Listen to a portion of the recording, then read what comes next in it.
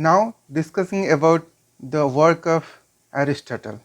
Like I said, Aristotle was a very good observer. So from his observation, he studied animals and also plants.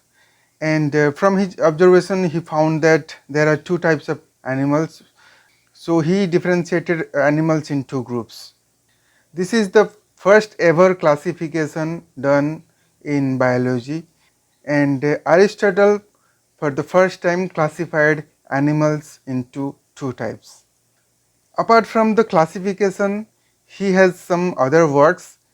He for the first time observing birds said that all organisms are structurally and functionally adapted to their habitats. Although he was not sure about the natural selection and he didn't believe in natural selection, but he believed that all the animals or organisms are structurally and functionally adapted to their habits or habitats.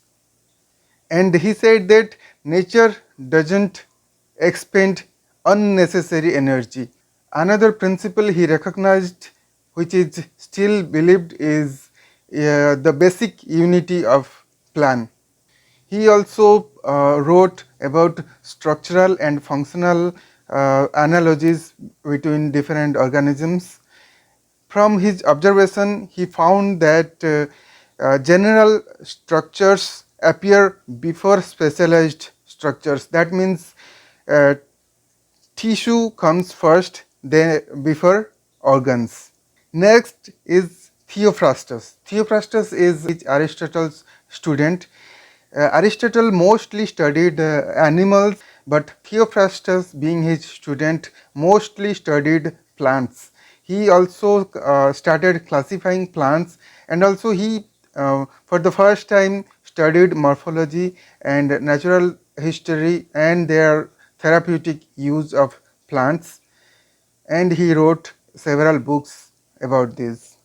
Another Greek physician which also stayed during Aristotle period is Hippocrates, and he is considered as the father of medicine because he studied several ways of medicines and which are still used in medical science.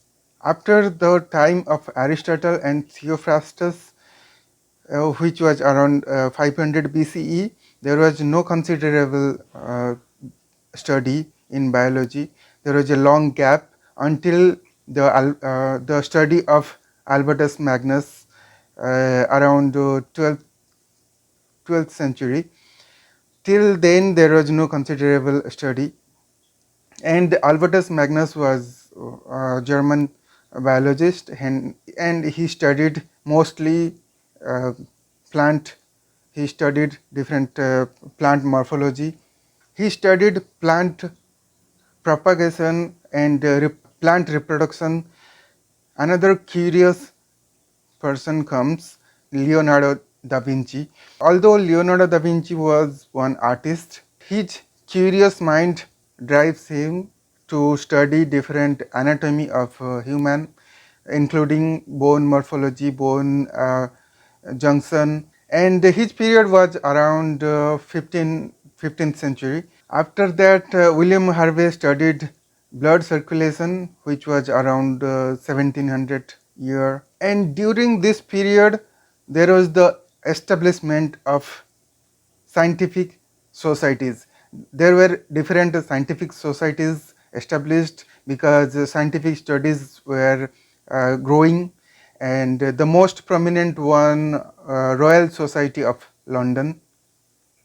And then comes the time of microscopy, and Antonie van Leeuwenhoek, who was not a scientist or not a scholar, he was very curious and very obsessed with the microscope, and he started seeing everything, almost everything under the microscope. And he first time he saw some protozoans and small molecule, small animals. That is why he named them animalcule, and this was around 1675.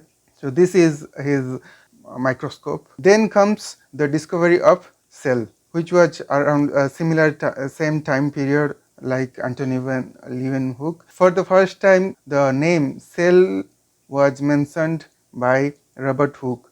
He was studying the plant, the dried plant corks, and he saw some cell in that, so he named this structure as cell. After that, there were several discoveries, important discoveries in biological fields, including evolutionary theory of Darwin, heredity by Mendel, and classification, different classification by Linnaeus, and discovery of DNA double helix, and so on. So this is a brief history of biology. Thank you for watching my video.